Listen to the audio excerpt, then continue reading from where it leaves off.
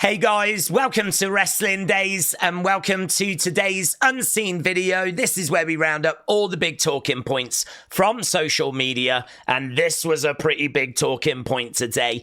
So a lot of people tagged me in this and really appreciate it, of course. WWE ID have now got their own belts. So WWE ID are kind of standout indie talent that we're interested in, but not quite ready to bring into NXT.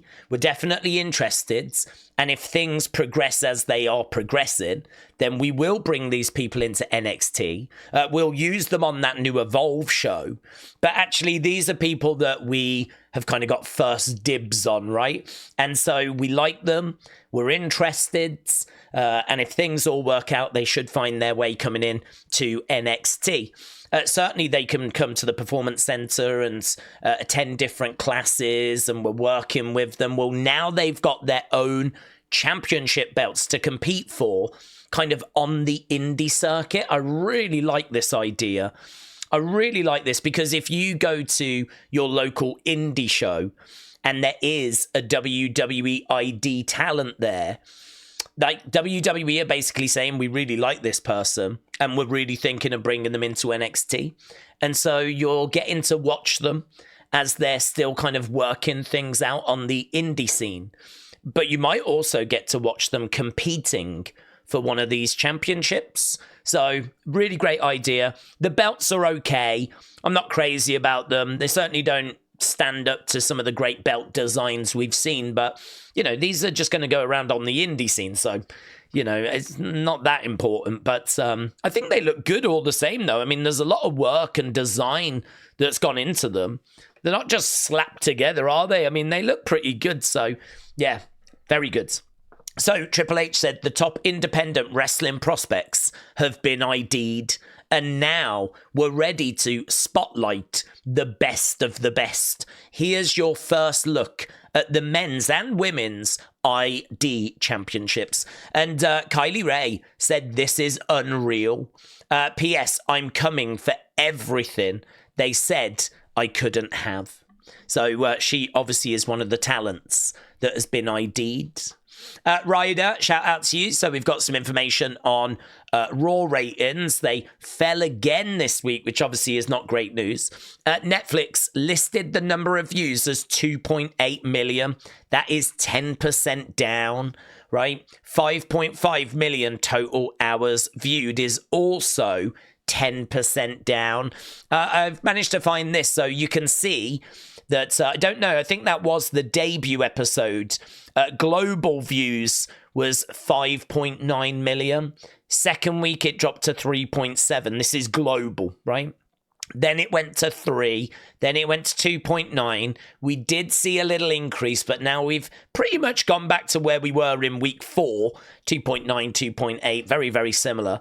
It'll be very interesting to see if we can hold at this level, or are we going to see a further decrease? So maybe a little bit of concern around the Raw ratings, but we knew they were going to settle down.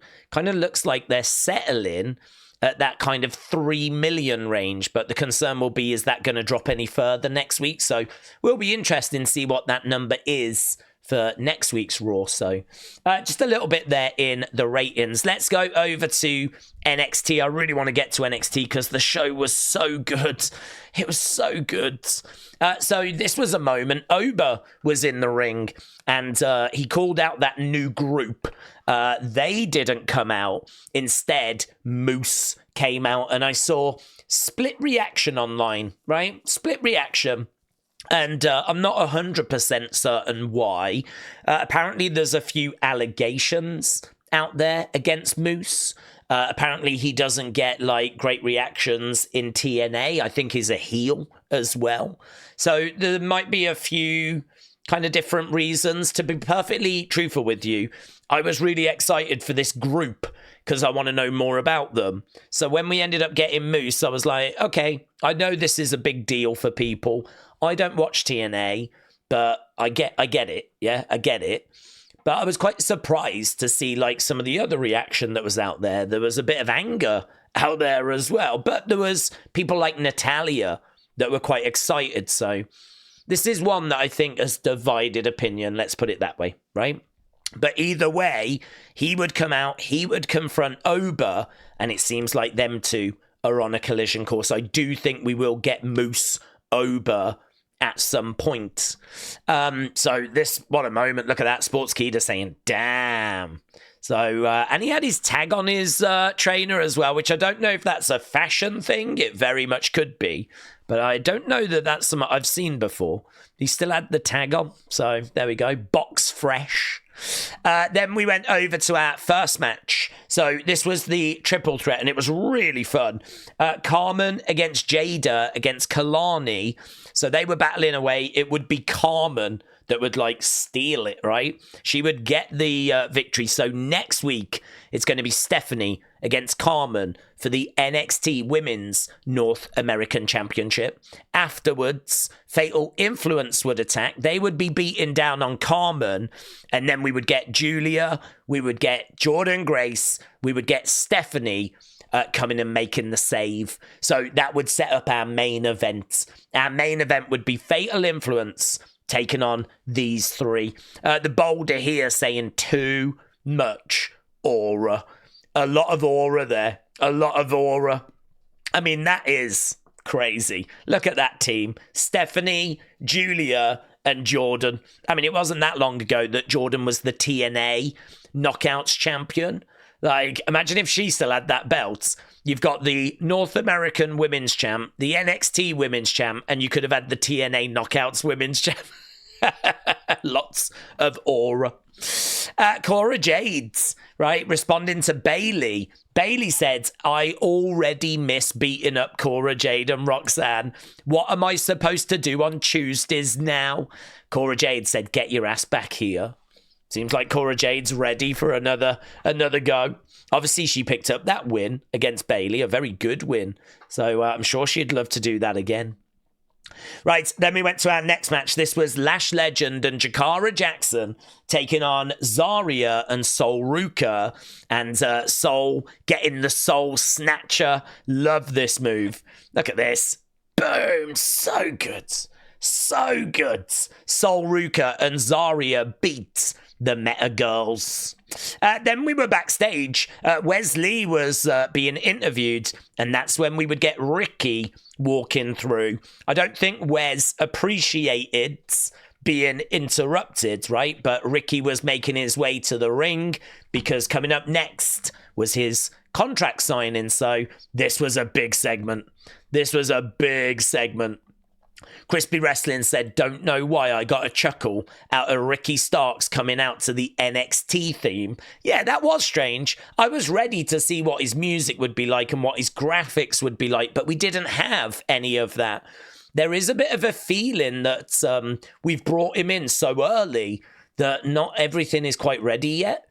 We kind of teased what's the name going to be.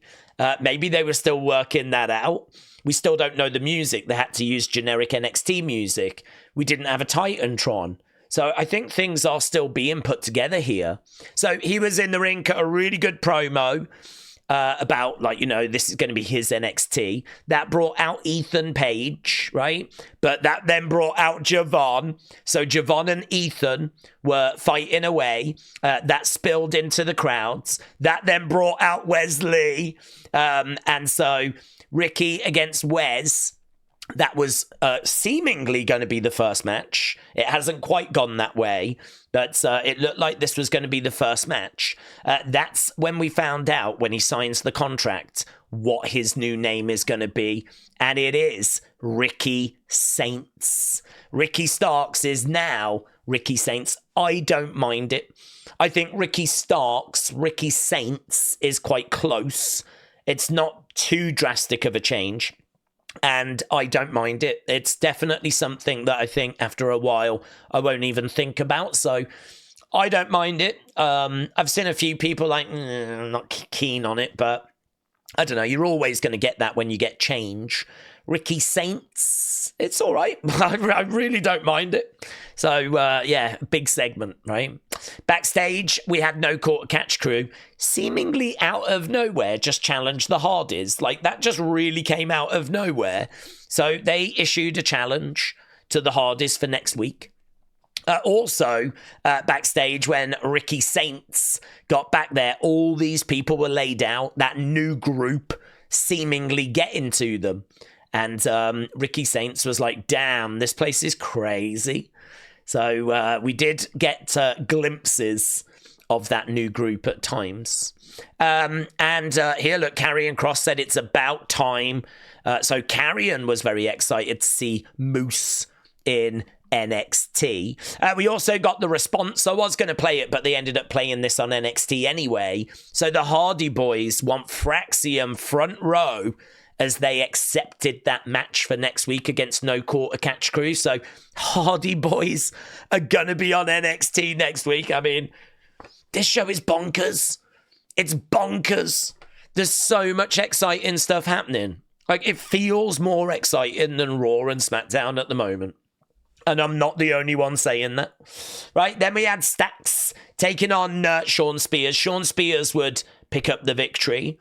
Statement made, so the underboss just not able to get the job done, unfortunately. So a win there for Shawn Spears. Backstage, Lexis King and Moose bumped into each other, and a match was made for next week. So Moose is probably building to a match with Oba, but next week he's going to defend his X Division Championship against Lexis King. Then we had sad Andre Chase coming down to the ring. So there's a couple of new guys like Kale Dixon. They were kind of standing up to these guys here. Is it Uriah Connors and Kale Dixon? They were standing up to Eddie Thorpe, kind of bigging up Andre Chase. And, they ended up getting him into a match. So it was Andre Chase against Eddie Thorpe. These guys came out in Chase U shirts. They really believe in Andre Chase. They were getting the crowds to cheer for Andre Chase as well, but unfortunately it didn't go that way. Eddie Thorpe picking up the win. Maybe if Andre Chase believed in himself a bit more, that kind of felt like the vibe. You know, he's really disheveled. He's really like glum. If he like really believed in himself more, maybe he could have got that victory. So I don't know. We'll have to see where this goes. Interesting. And afterwards, Trick Williams appeared on screen, making it clear he's not done with Eddie Thorpe. Backstage, we had Ricky Saints, we had Javon Evans, we had Ethan Page, we had Wes Lee. A tag match was made. Ava was like, we can sort this. Ricky Saints, Javon Evans, you guys against Ethan Page, Wes Lee next week. So look at this.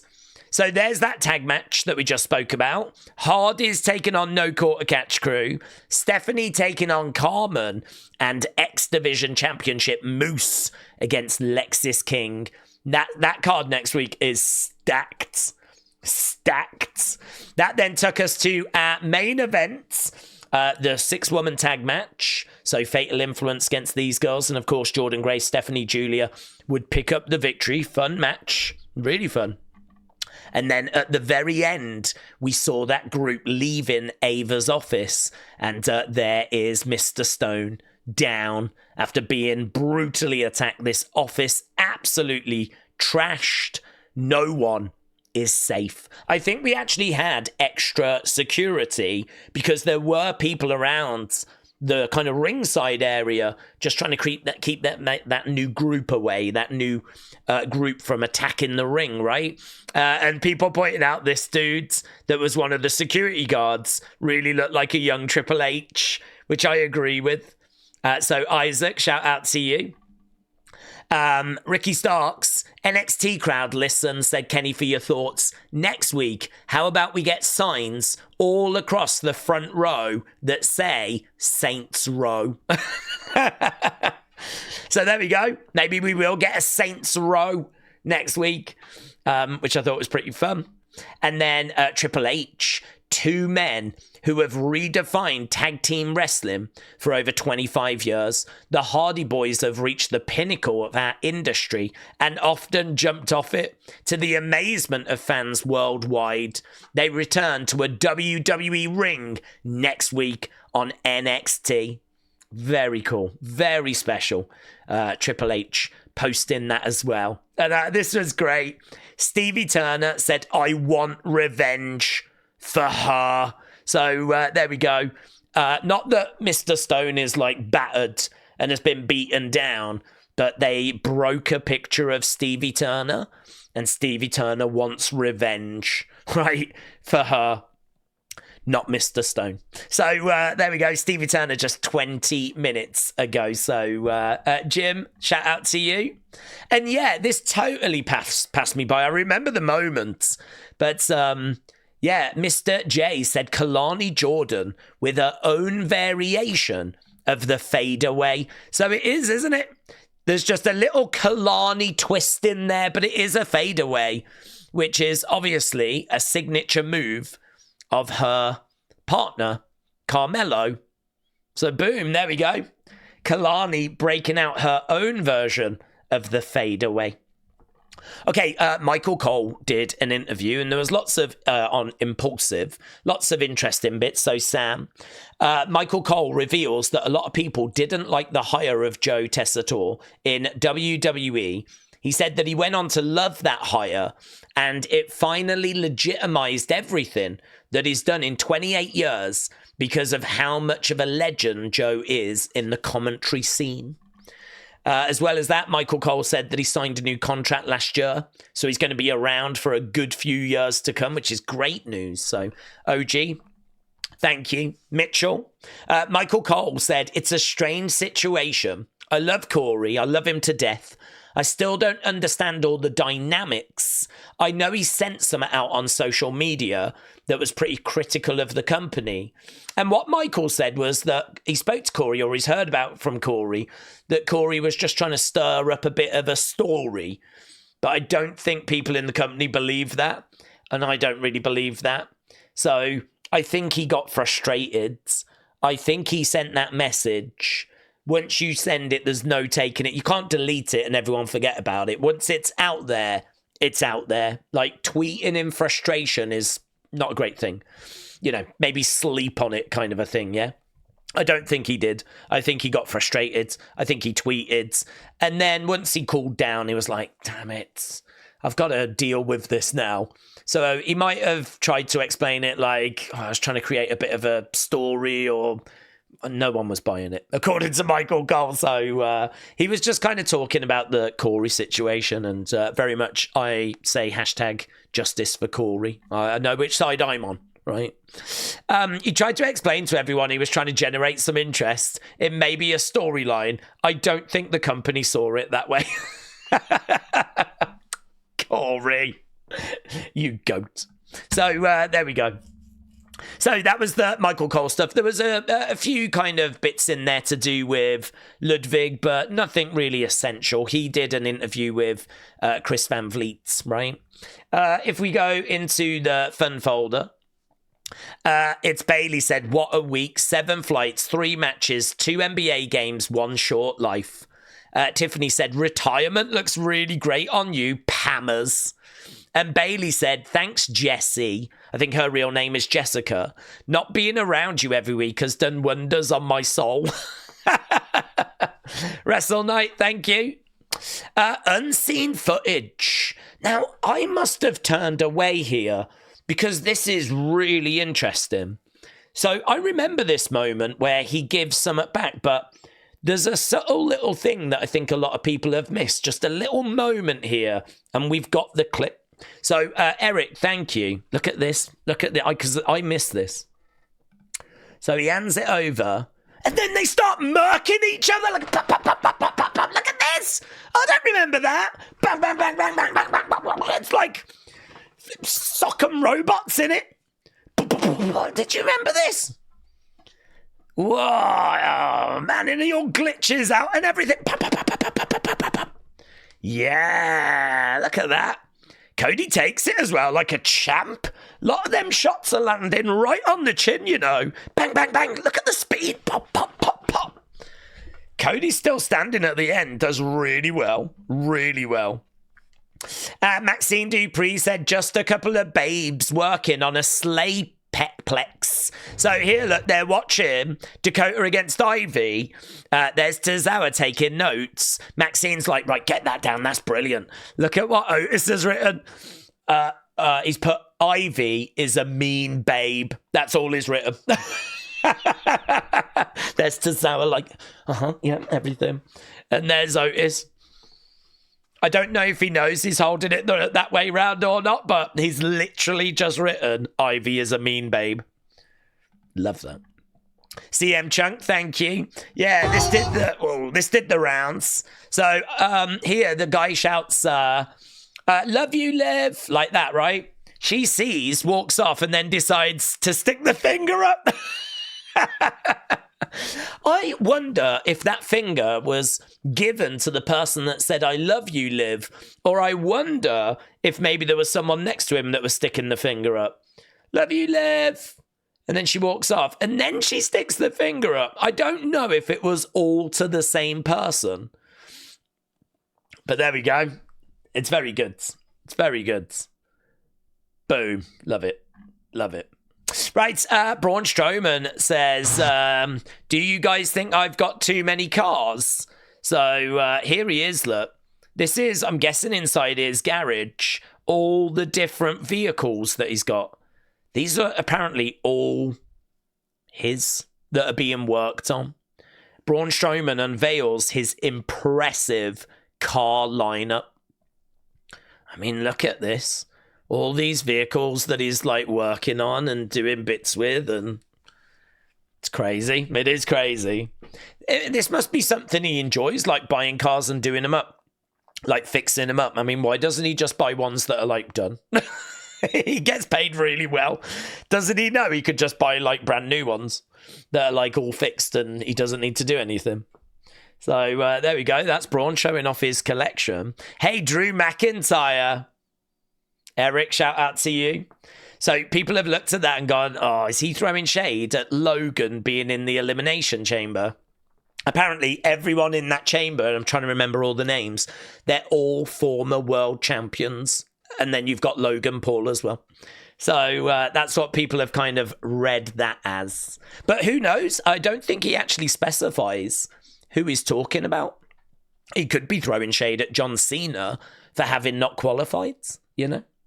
But I think it's Logan. In my mind, it's Logan. Right, let's go other, shall we? Oh, yeah. So I had loads of people going, no, that Rio is not the Rio from AEW. You remember yesterday we spoke about how they're interested in Man Like Doris, I think that's his name, and this Rio, right? Apparently it's this one from Progress, who I'm not familiar with. So, again, I just wanted to include it so that we're all on the same page. I mean, she looks great. So, yeah, let's go. Totally down for bringing her in. So, Michael said, do we think this is the Rio they're looking to sign? Yeah, definitely. Now that you've showed me this, yes. Cal, thank you. So, Brian Solomon, just with some sad news that the wife of Gorilla Monsoon has sadly passed away. Brian is currently working on a book about Gorilla Monsoon. So he actually had quite a few conversations with her. She helped greatly with the book. The book's out later this year. It's going to be essential reading. I cannot wait for this book. He's been doing it for like years. He's really put a lot of work into it. Not something that he's just throwing together. I mean, he's a brilliant writer anyway. And he's working on one really digging into Gorilla Monsoon to the point where, you know, he's meeting up with Gorilla's wife, widow. But sadly, news coming through that she passed away. So, passed away on Sunday, apparently. So, yeah, very sad. Very sad. Logan Paul via Impulsive. I think I have go away heat. The only reason why it works is because I'm a great wrestler. Certainly, there's a handful of the audience that think, get this guy out of here. So I saw a lot of people going, oh my God, he knows. He knows the truth. And this one, Charlie, shout out to you. So apparently, on the day of Michael Cole having his match with Jerry Lawler at WrestleMania, he was in the ring putting a few bits together. CM Punk came over to mess around and he actually knocked his tooth out. CM Punk knocked out one of Michael Cole's teeth before WrestleMania on the day. I've never heard that story. I've never heard that story. He said during the match he had another tough knocked out as well. So he had a really bad day. But I just thought that was really interesting. So fair play. You can find out some really interesting bits and bobs from those interviews. Right, let's go over to community. So World Hardcore Wrestling, shout out to you, said, working on getting this mask to finish fitting. Then I'm going to get the rest of my gear, and then I'm going to get back to wrestling in front of like 15 people. It looks great. It's a great mask. So if you get a picture of you back wrestling again, send it over. That'd be great. Right, King Yeet newsletter. Congrats. That's Shiloh Hill. Shiloh Hill. People have sent me going, this is how you say it. So I feel a bit more confident now. Shiloh, I believe it is. Shiloh Hill, like him. So King Yeet newsletter, congrats. Here, J Omega said, I got a like from Joe Coffey. Congrats, buds. Sarah, shout out to you. So here we've got a bit of a yeeting pets. This is our dog Leon yeeting away.